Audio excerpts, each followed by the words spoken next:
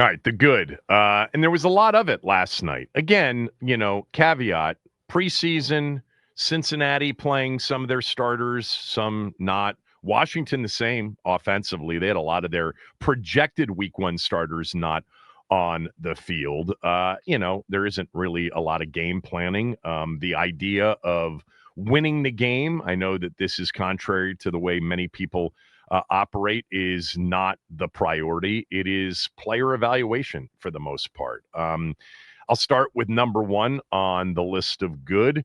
Like I said in the open, and Quinn said it as part of his opening statement, I just thought that from where they were against the Patriots, which seemed to be lack of energy, again, different player group that was out there for the most part, not a lot of effort, enthusiasm. Last night was completely different on both sides of the ball and even on special teams. Number two on the list of good, first drive on offense. I don't care what level of football it is or what type of game it is, an exhibition or whatever you want to call, these preseason games. When you can rush the ball 74 yards on 4 plays, that is, a bit of a statement. It started with the Debo jet sweep for 19 yards on the first play from scrimmage. I've been, very adamant that if he stays healthy, and that's a big if, and it's a big part of the narrative with Debo, I get it. But I just have a feeling that this dude is poised for a big season. We know he's capable of it. He'll play with the best quarterback he's ever played with. He'll play in a scheme with Cliff Kingsbury that will really suit his, gadgetry, weapon, skills, all around versatility. I just and of course you have to add he's playing on a contract year. That first, jet sweep against a terrible defensive team last year and maybe again this year, who knows? It just looked like vintage Debo, and I think we're going to see a lot of that this year. May have been a little bit of a statement, too, like, hey, we got a lot of different ways we can move the football on offense with the weapons we have, even if we don't have our number one wide receiver right now. He looked great.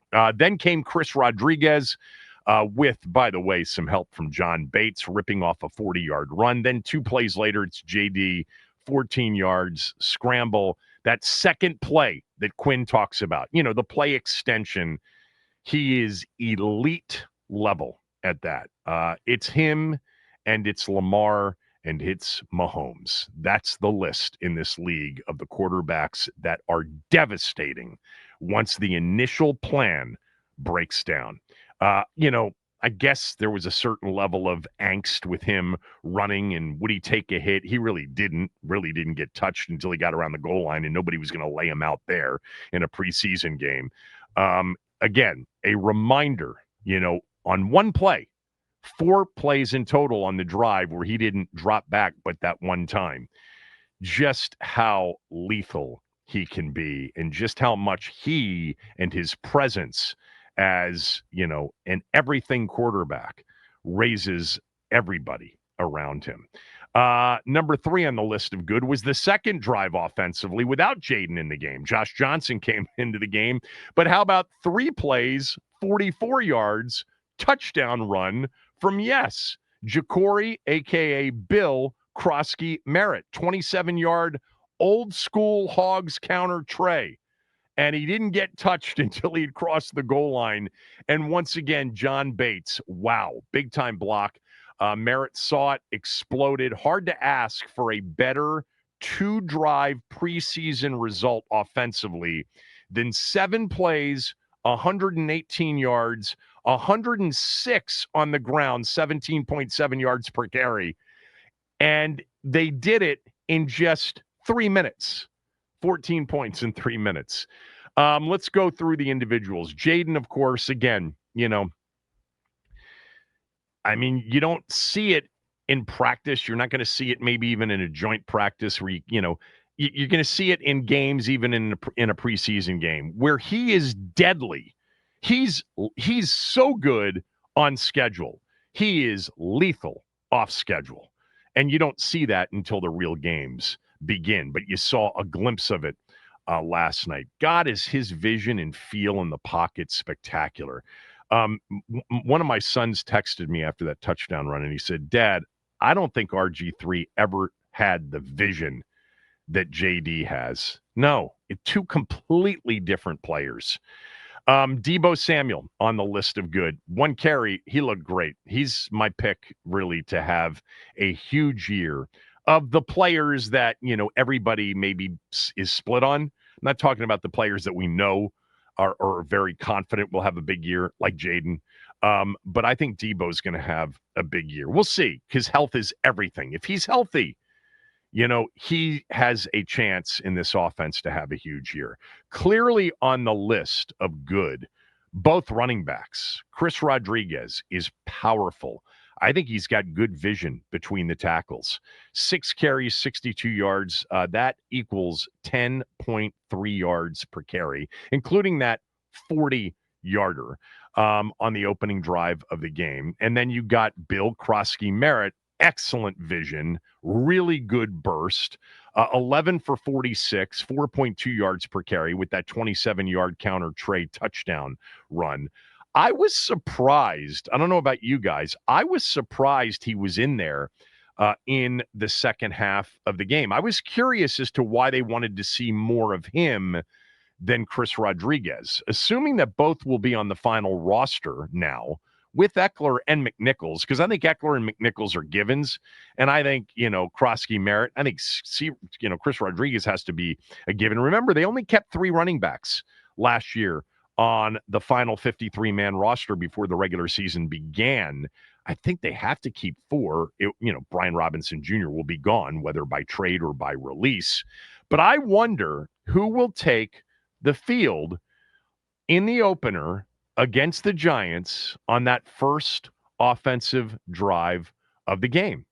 I wonder who it'll be. I think that's a conversation we'll get to have here over the next few days, maybe even this morning. I thought it was interesting. I didn't think we needed to see any more of Krosky-Merritt. They had other running backs they could put in the game to play out the game with Josh Johnson and Sam Hartman, but there was old Bill in the second half getting carries. On the list of good, John Bates. He is one of the best blocking tight ends in the league, and it is why they prioritized re-signing him when free agency began. They got it done quickly with Bates. They did not want to lose John Bates. He's an extremely valuable part of what they want to be, especially in the run game. I thought the rest of the offensive line, even without, the couple of the pieces, obviously no Cosme, no Coleman, no Tunsil last night. But I thought that the offensive line did a great job. Keep in mind, and I think we all understand this as NFL fans, Cincinnati was horrendous last year on defense. They swapped out defensive coordinators. There's been a lot of discussion, in Cincinnati during the summer that some of their younger players in the new DC, that they're going to be different, and if they can just get Hendrickson back, etc. It's the preseason. They're not game planning, but man, they looked slow defensively, and they looked feeble defensively. And Washington dominated up front. So, offensively, in those first 2 drives, it's really hard to find anything that you don't like. There's one thing that I will mention about the opening drive that I think could be a bit of a negative. I'll get to that when I get to the list of things that were not good in the game. Also on the list of good, I thought Quan Martin was good last night. He nailed the tight end sample right before he got into the end zone on that 3rd and goal. And then he made that big hit on the Chase Brown touchdown run. Brown just barely got the ball to break the plane, but I thought Quan Martin picked up where he left off, towards the end of last year.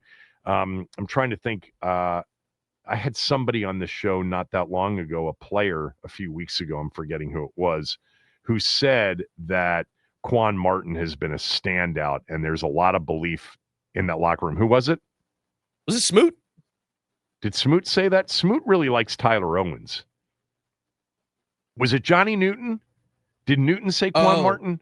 I think it might have been Johnny. Yeah. Yeah, it was Johnny Newton who said Quan Martin. Jalen Lane.